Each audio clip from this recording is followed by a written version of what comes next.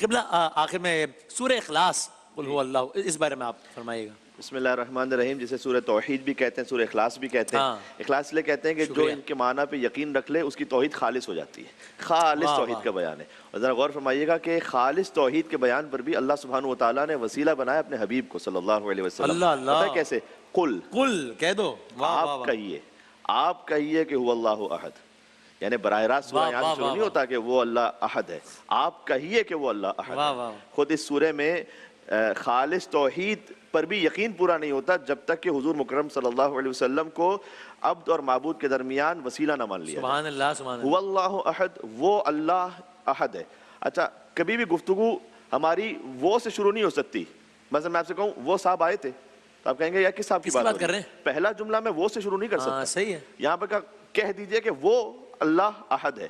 یہ وہ اشارہ ہے کہاں پر؟ وہ اشارہ ہے آپ کی فطرت میں، جو کہ اللہ سبحانہ و تعالیٰ نے فطرت میں رکھا ہے وجود خدا۔ اس خاطر ہے کیونکہ دنیا کا جو انتظام ہے، کائنات کا انتظام ہے، کسی بھی شے کا وجود اور اس کا انتظام، یہ کیسے ممکن ہے کہ بغیر پیدا کرنے والے کے اور بغیر بنانے والے کے اور بغیر منتظم کے چل رہا ہو؟ تو ہر انسان فطرت میں رکھتا ہے کہ کوئی نہ کوئی طاقت ہے۔ تو قرآن کا موضوع زیادہ تر وجود خدا نہیں ہے، قرآن کا موضوع توحید خدا ہے، کہ وہ جو تم فطرت میں یقین رکھتے ہو نا کسی کا، وہ ایک ہے، وہ ایک سے زیادہ نہیں ہے، وہ ایک بھی احد ہے۔ یہاں پر واحد نہیں کہا گیا، اللہ سبحانہ وتعالیٰ نے واحد کا لفظ بھی استعمال کیا اپنے لیے، لیکن وہ توحید کا ایک درجہ ہے۔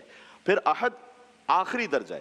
واحد اور احد میں فرق یہ، واحد وہ ایک کے جو تقسیم ہو سکتا ہو، یہ بہت بڑا سیٹ ہے، یہ تقسیم ہو سکتا ہے، یا دیوار بنا لیے تقسیم ہو جائے گا۔ احد وہ ایک جو تقسیم نہ ہو سکتا۔ اللہ واحد ایک مرحلے پر ہے سمجھنے کے لیے، اللہ احد ہے اصل میں، قل هو اللہ احد، جو قابل تقسیم نہیں ہے۔ پھر اللہ الصمد لم یلد ولم یولد ولم یکن لہ کفوا احد، مثلا بہرحال اس کی 4 آیتیں اور 15 کلمات ہیں، 47 حروف ہیں اس سورے میں، اور آپ جہاں کہیں دیکھیے یومیہ نمازوں میں اس کی تاکید ہے، احرام کی نماز میں تاکید ہے، نماز طواف کی نماز میں تاکید ہے، وقوف عرفات میں تاکید ہے، سورہ قل هو اللہ احد کو پڑھیں، سورہ قل هو اللہ احد کو پڑھیں۔ بلکہ ایک حدیث یہ امام جعفر صادق علیہ السلام سے کہ جو دن بھر کی ساری نمازوں میں الحمد کے بعد کوئی اور سورہ پڑھتا رہے اور سورہ قل هو اللہ احد کو دن بھر میں نہ پڑھے، تو گویا ایسا ہے کہ وہ گویا نمازیوں میں سے ہی نہیں، یعنی اس کی نماز اس اعلیٰ درجے پہ نہیں پہنچی۔ اس کو کم سے کم ایک مرتبہ سورہ قل هو اللہ احد کو پڑھنا چاہیے، اور 3 مرتبہ جو اسے پڑھے تو اسے پورے قرآن کا ثواب ملتا ہے۔